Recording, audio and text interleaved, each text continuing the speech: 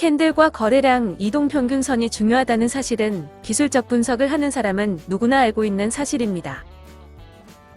이동평균선이 왜 중요한지, 그리고 이러한 이동평균선을 어떻게 해석하고 활용해야 하는지에 대해서 살펴보도록 하겠습니다.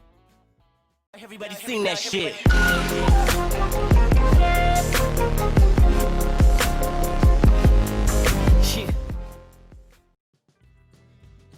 이번 영상은 3대 지표 중 하나인 이동평균선에 대해서 알아보는 시간입니다.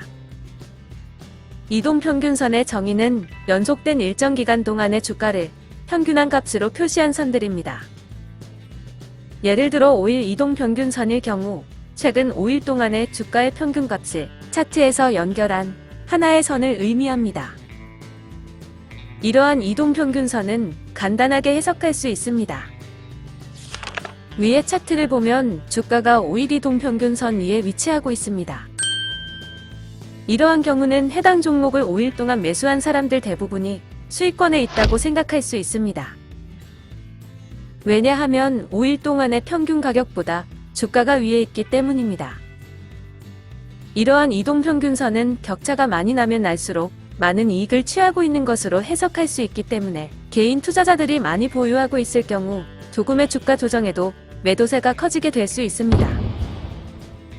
왜냐하면 대부분의 개인 투자자들은 장기 보유 목적보다는 단기 시세 차익을 목적으로 투자하는 경우가 많기 때문입니다. 또한 각각의 이동평균선들은 지지와 저항의 역할을 합니다. 지지와 저항만 알면 기술적 분석의 절반은 안다는 말이 있습니다. 그만큼 굉장히 중요하고 꼭 알아야 하는 부분입니다. 지지란 주가가 떨어질 때 높은 확률로 반등할 수 있는 구간을 말합니다. 반대로 저항이란 주가가 올라갈 때 높은 확률로 조정받을 수 있는 구간입니다. 실제 차트를 보면서 설명하도록 하겠습니다. 위의 차트는 21선을 기준으로 주가가 21선에 도달할 시 지속적으로 반등하는 모습을 보여주고 있습니다. 이때 이동평균선을 활용하여 심리적 해석을 해볼까요? 위의 종목에서 주식을 보유하고 있지 않았던 투자자들은 상대적으로 주식을 저렴하게 매수할 수 있는 포지션에 놓여 있습니다. 그렇기 때문에 수일 동안 지켜보았던 투자자들은 매수를 진행하게 될 확률이 높아지고 이미 해당 종목을 보유하고 있던 투자자들 또한 손실을 보지 않기 위해서 추가 매수하는 경향이 나타납니다. 그리고 주가 상승 시 차익 실현을 일부 진행한 투자자의 경우 동일한 비중을 맞추기 위해서 추가 매수하는 경우도 있겠죠. 또한 대부분의 투자자들은 지지와 저항에 대한 개념을 이해하고 있기 때문에 이러한 구간에 온다면 많은 매수세를 유입시킵니다. 반대로 21선을 하향 돌파하였을 경우 20일 이동평균선이 저항의 역할을 하며 해당 선에 도달 시 지속적으로 하락하는 모습을 보여줍니다. 왜냐하면 사람들은 본전 심리가 있기 때문이죠. 21선은 대략 한 달 정도의 이동평균선이며 한 달 동안 손실권에 있었던 투자자들은 본전만 오면 다 팔아치워야지 하는 본전 심리가 생깁니다. 그렇기 때문에 21선에 도달 시에는 악성 매도 물량이 많이 나오면서 저항 역할을 하는 것으로 볼 수 있습니다. 이러한 이동평균선은 별칭이 있는데요. 5일 이동평균선은 생명선, 20일 이동평균선은 세력선, 60일 이동평균선은 수급선, 120일 이동평균선은 경기선이라고 말합니다. 이렇게 서로 다른 이동평균선을 차트에 추가함으로써 주가가 현재 어디쯤에 위치하여 있는지, 언제쯤 매수했던 사람들이 손실 중에 있는지 손쉽게 파악할 수 있겠죠? 다음으로 이동평균선의 실전 활용법에 대해서 설명하겠습니다. 흔히 알고 있는 골든 크로스와 데드 크로스가 있지만 실전에서는 속임수가 너무 많고 늦게 확인되기 때문에 설명을 제하도록 하겠습니다. 골든 크로스와 데드 크로스가 궁금하신 분들은 레다트 블로그에 오셔서 확인해 보시기 바랍니다. 그렇다면 이제 이동평균선에서 반드시 알아야 할 핵심적인 두 가지만 설명하도록 하겠습니다. 우선 첫 번째는 바로 정배열, 그리고 역배열입니다. 정배열과 역배열은 많은 투자자분들이 알고 있지만 놓치기 쉬운 부분입니다. 장기 투자자든 단기 투자자든 정배열과 역배열은 반드시 투자 원칙의 한 가지로 선정하셔도 후회하지 않을 선택이 될 수 있습니다.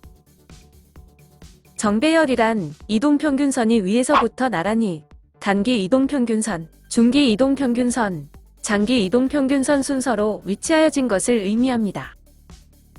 이 말은 5일 전에 매수한 사람도, 20일 전에 매수한 사람도, 60일 전에 매수한 사람도 모두 수익권에 있다는 뜻입니다. 이러한 정배열인 상태는 주가가 지속적인 상승 흐름으로 있다고 판단하고 매도는 자제하며 보유하는 것이 좋습니다. 다음으로 역배열이란 이동평균선이 위에서부터 나란히 장기 이동평균선, 중기 이동평균선, 단기 이동평균선으로 위치하여 있는 것입니다. 5일 전에 매수한 사람도, 20일 전에 매수한 사람도, 60일 전에 매수한 사람도 모두 손실권에 있다는 뜻입니다. 이 경우는 주가가 지속적으로 하락하는 약세 흐름으로 파악하고 매수는 자제하며 보유하고 있는 주식이 있다면 매도하여 리스크 관리를 해주는 것이 좋습니다. 다음 두 번째로는 주가와 이동평균선의 관계입니다. 이동평균선과 이동평균선을 비교하는 것이 아닌 주가와 이동평균선의 관계를 파악하는 것입니다.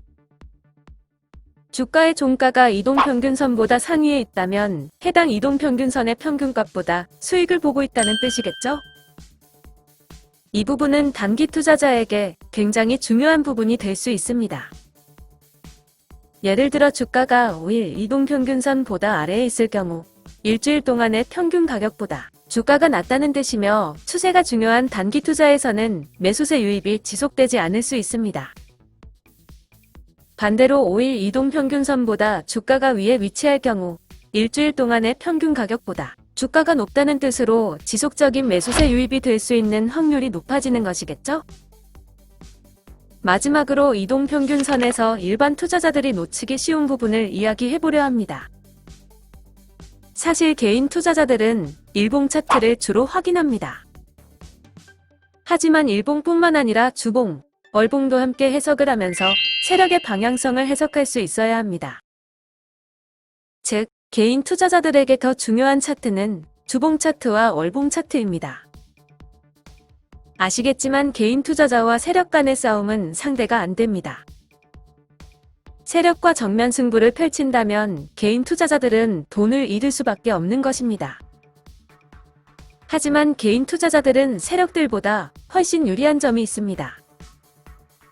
즉, 세력은 할 수 없지만 개인 투자자들만이 이용할 수 있는 장점을 활용하면 되는데요. 그 장점 중 하나는 언제든 원할 때 매수하고 원할 때 매도할 수 있다는 점입니다.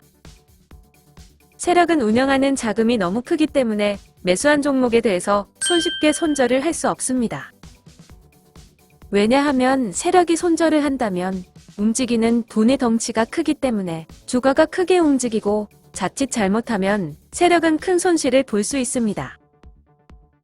그렇기 때문에 상대적으로 신뢰도가 낮은 분봉이나 일봉 차트의 이동평균선을 활용하는 것보다 신뢰도가 높은 주봉이나 월봉 차트의 이동평균선을 활용하는 것이 좋습니다. 또한 캔들과 거래량, 그리고 이동평균선의 관계까지 함께 고려하여 투자한다면 보다 안전하게 주식 투자를 할 수 있는 지름길이 될 것으로 생각합니다. 이로써 3대 지표인 캔들과 거래량, 그리고 이동평균선에 대해 모두 알아보았습니다. 지금까지는 기술적 분석의 초석이 다듬어졌다고 생각해 주시면 됩니다. 추후 주식 투자를 성공적으로 이끌기 위해서 어떻게 진행하는지, 가장 중요한 종목 선정과 포트폴리오 구성 방법 등 많은 영상을 업로드하도록 하겠습니다. 많은 좋아요와 구독 부탁드리며 오늘의 영상을 마치겠습니다. 지금까지 레다트였습니다.